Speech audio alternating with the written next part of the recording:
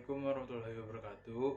Wastabdi Hikmal Miftul Akbar di kelas 12 IPA 5. Ieu video ujian praktek abdi nyieun bala-bala.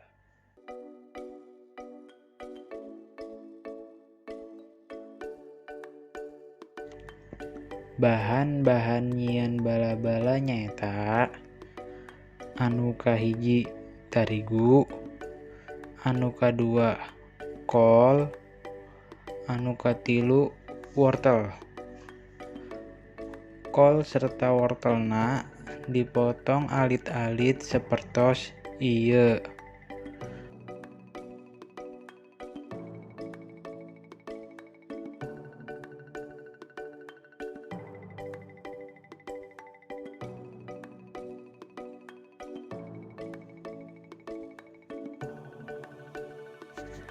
Alat-alatna nyaeta anu kahiji peso, anu kadua talenan, anu katilu nyaeta tupperware.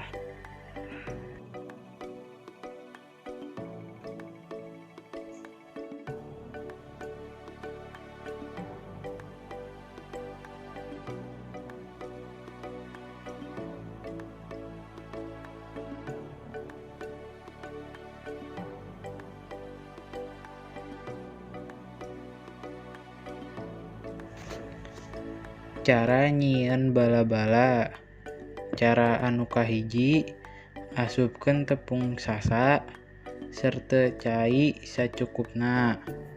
Aduk sing rata.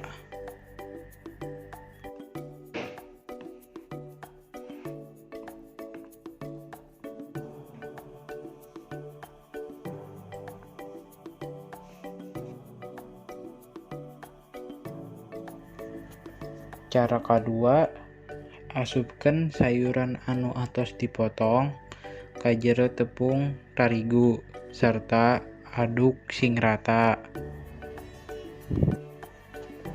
Cara kadua,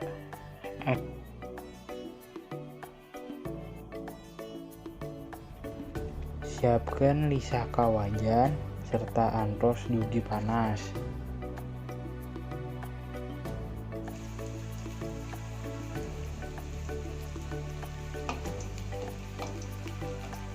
Cara katilu, asupkeun adonan ka jero lisah anu panas sarta antos dugi ka kelir emas-emasan.